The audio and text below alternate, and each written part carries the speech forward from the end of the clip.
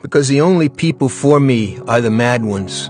The ones who are mad to live, mad to talk, mad to be saved, desirous of everything at the same time. The ones who never yawn or say a commonplace thing, but burn, burn, burn like fabulous yellow Roman candles, exploding like spiders across the stars, and in the middle you see the blue center light pop and everybody goes, "Oh."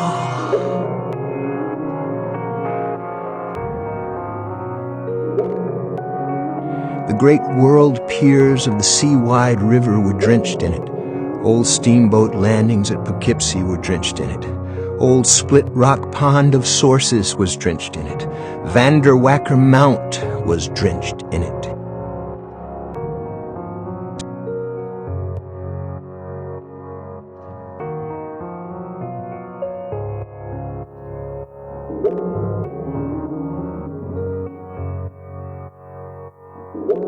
Now, man, that alto man last night had it. He held it once he found it. I've never seen a guy who could hold so long. I wanted to know what it meant. Ah, well, Dean laughed. Now you're asking me imponderables. Ahem. Here's a guy, and everybody's there, right? Up to him to put down what's on everybody's mind. He starts the first chorus, then lines up his ideas, people, yeah, but get it. And then he rises to his fate.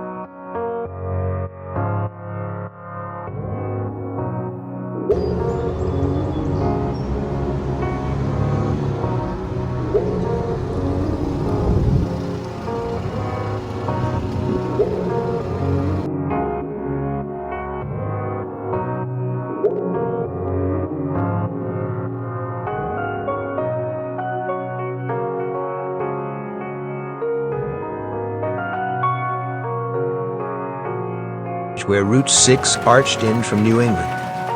It began to rain in torrents when I was let off there. It was mountainous. Route 6 came over the river, wound around a traffic circle, and disappeared into the wilderness. Not only was there no traffic, but the rain came down in buckets and I had no shelter.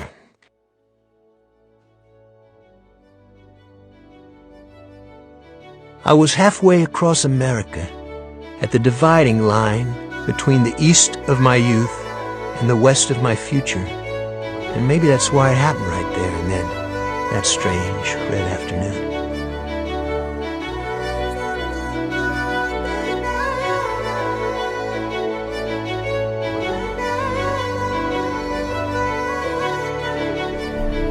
Ethan, how ready are you to be out of the car?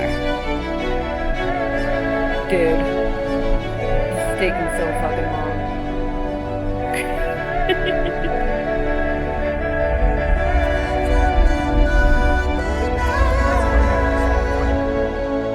Besides, said the man, there's no traffic passes through 6. If you want to go to Chicago, you'd do better going across the Holland Tunnel in New York and head for Pittsburgh. And I knew he was right. It was my dream that screwed up. The stupid hearthside idea that it would be wonderful to follow one great red line across America instead of trying various roads and routes.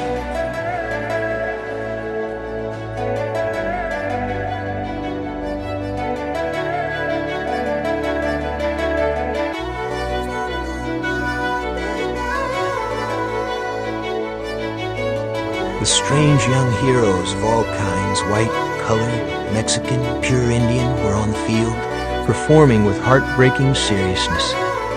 Just sandlot kids in uniform.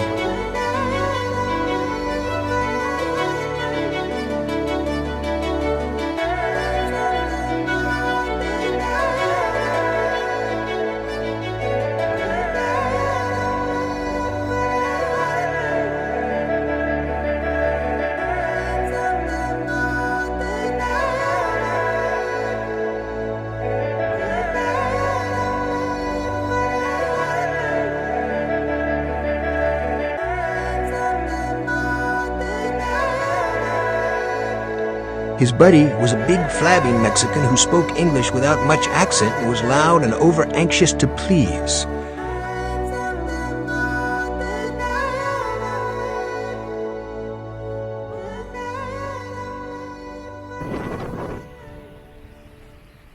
Hi, Ava. What are you up to? Are you just like loving life right now by a fountain in the middle of Pittsburgh?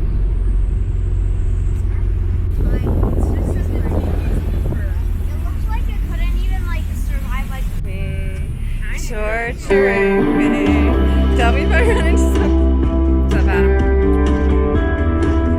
How's life?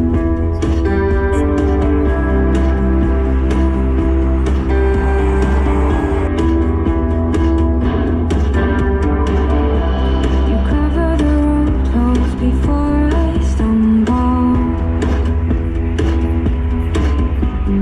Lead me through those fields of traps.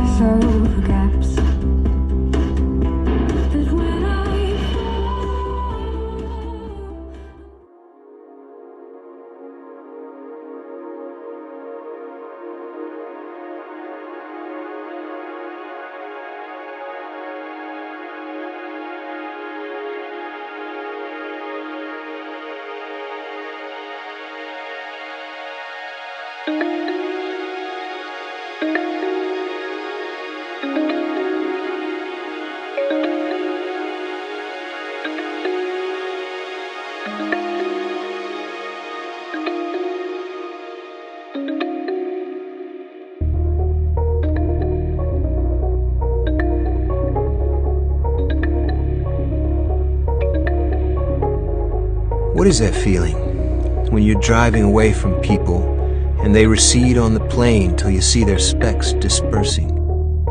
It's the too huge world vaulting us, and it's goodbye. But we lean forward to the next crazy venture beneath the skies.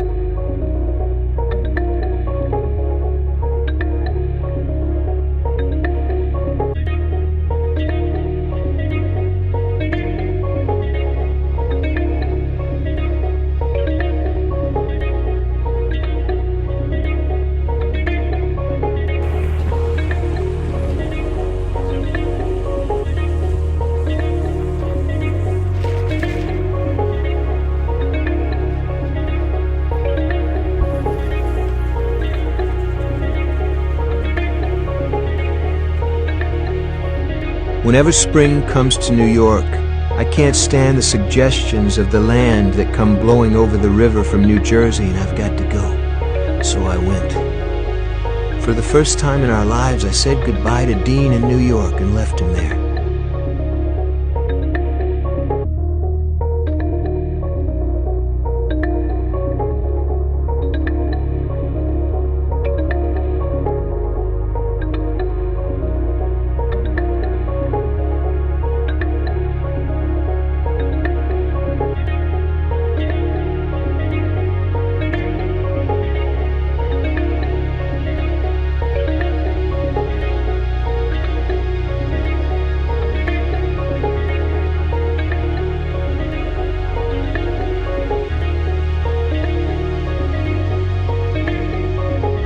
The sun was going down.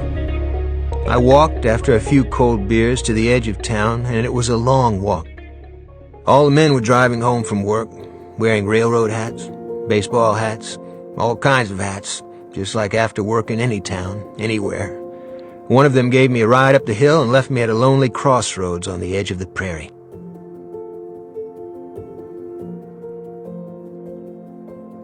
I got on that hot road, and off I went in a brand new car driven by a Denver businessman of about 35.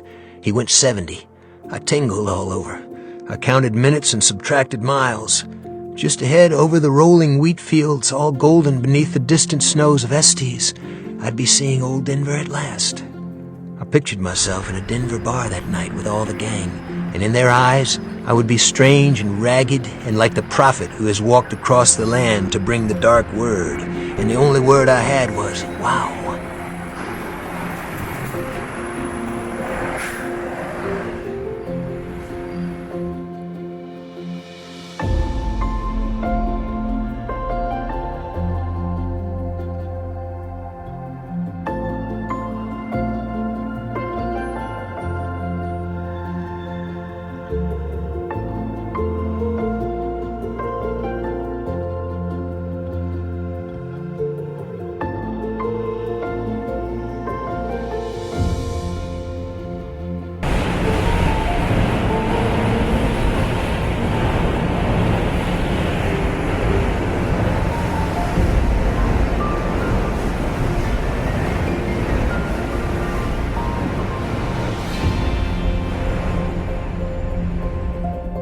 They were like the man with the dungeon stone and the gloom rising from the underground, the sordid hipsters of America, a new beat generation that I was slowly joining. The boys from the chorus showed up. They began singing Sweet Adeline. They also sang phrases such as, "Pass me the beer," and "What are you doing with your face hanging out?"